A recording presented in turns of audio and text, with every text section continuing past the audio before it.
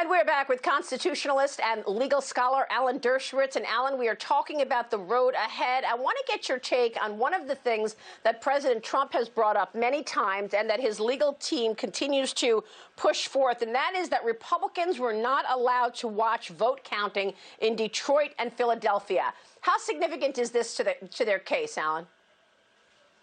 Well, they have to show that it affected numbers that are greater than the margin of victory. Look, their route to the Supreme Court of the United States is rather easy in Pennsylvania because the court has already taken that case. They split 4-4, and then Justice Alito issued an order. The problem in Pennsylvania is they have the law maybe on their side, but they don't seem to have the numbers.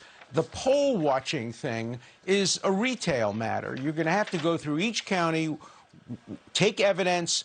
Did the poll watchers get excluded? How many votes were impacted?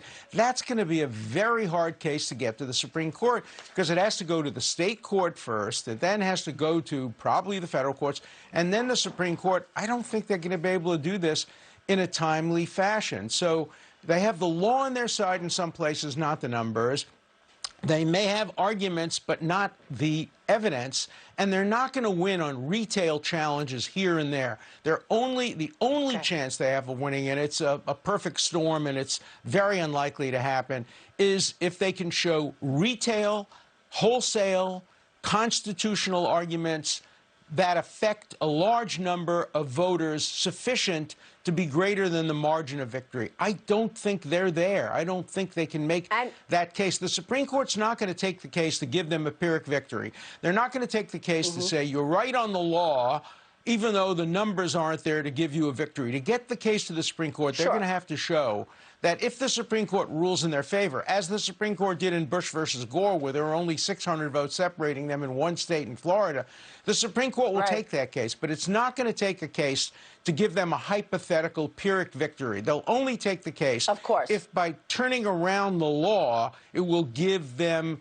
enough facts and votes to turn around enough electoral votes to deny Biden the 270, or much less likely give Trump the 270. Remember, if Biden is denied the 270, then the case immediately goes to the House of Representatives, where there's a Republican majority.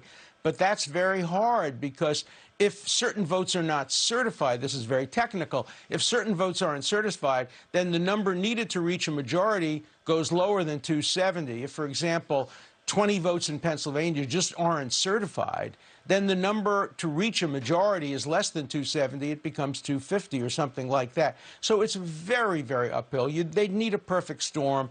And if you're betting widows and orphans money, if you're betting money you can't afford to lose, you have to bet that the outcome of the election will not be reversed. Alan, we want our viewers